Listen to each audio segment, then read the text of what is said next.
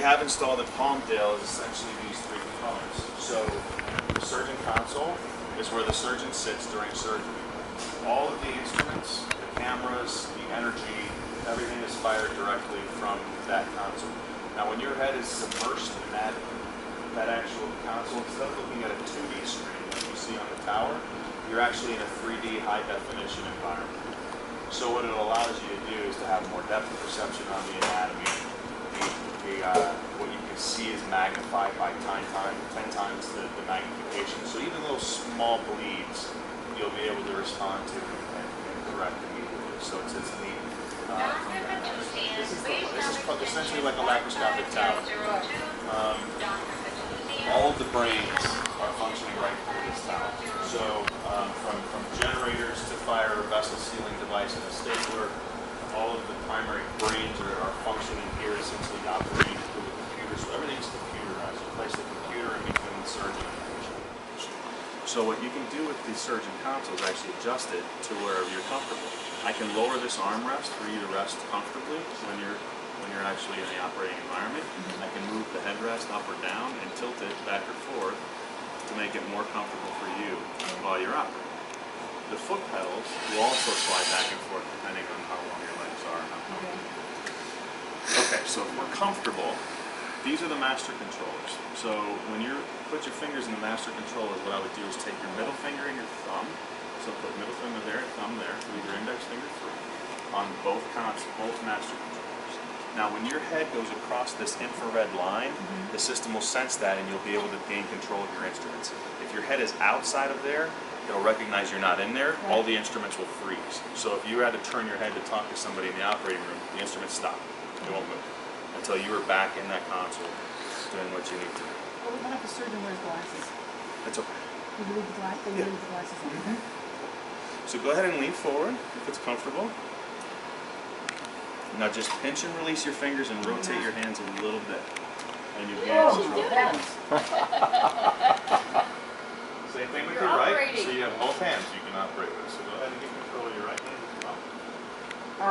The line's not. Release your hand a little bit. Just relax. And go ahead and go ahead.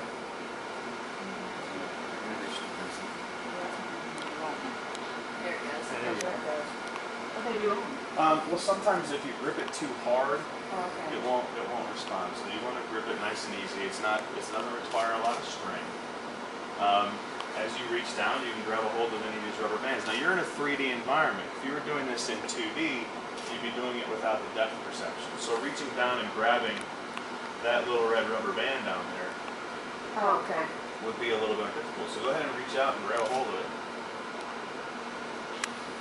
There you go. Now, once you have a hold of it, you can There open you up your go. hands nice and wide. Now you can grab that with your left hand too. Use both hands.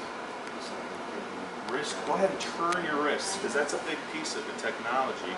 Is that when the surgeons learn laparoscopy and want to offer minimally invasive surgery, they have to give up certain things. They give up their 3D vision because they're looking on a tower like this.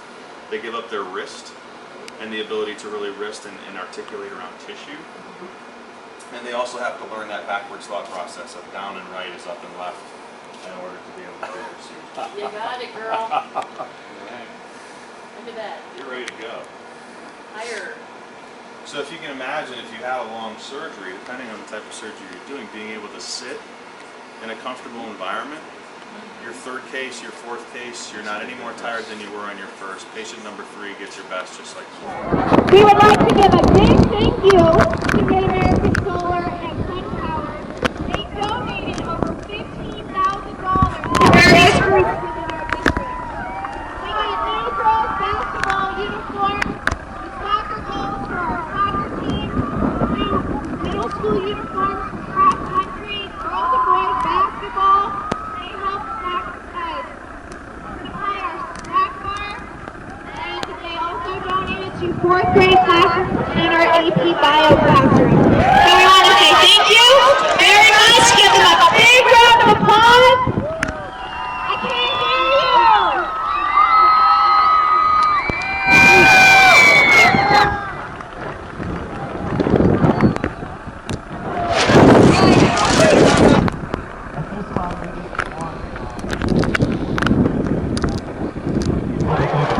and positive change that they provide. So, can we show our gratitude around?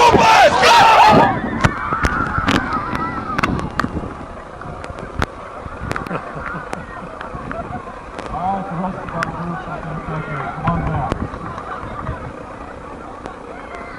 Where's the rest of our kids? Come on!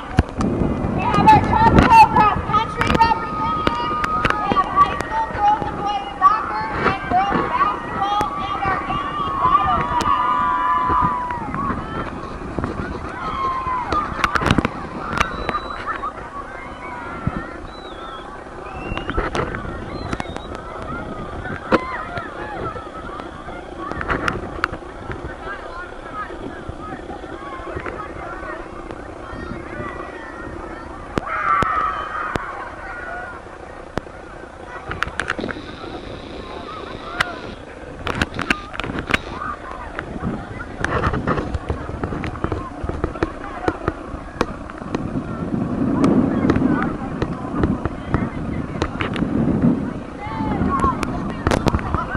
The opportunity to help. It's a good community, it's a good school. It's on the way up. Yep, glad to be a part of it. Now that we got some good, strong neighbors, the sky's the limit. Thanks. Yeah, you bet. Thank you again so much. Everybody appreciates it. It's obvious that, yeah, they're very, this was more than we expected for sure, so treating us like royalty tonight.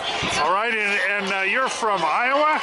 I moved here from Iowa in April this year, so Right. I've been living here since April 1st in a hotel for a month, and then we bought a house in Year 2013. Right, but did you grow up in Iowa? Iowa's pretty strong football Oh area. yeah, I grew up in a small town in Iowa. It was about 1,000 people in the town. 2013, And 2014 marching nothing happened bands will be on performing. Friday nights other than football. Music So, of Jake So you know what you're coming into here in Rosamond. yeah, it's good. It's good to see a community spirit like this. It does. It takes me back. It takes me back to the small town I grew up in. So it's. Well, good. We'll build it into a powerhouse. Thanks again. Yep. Thank you.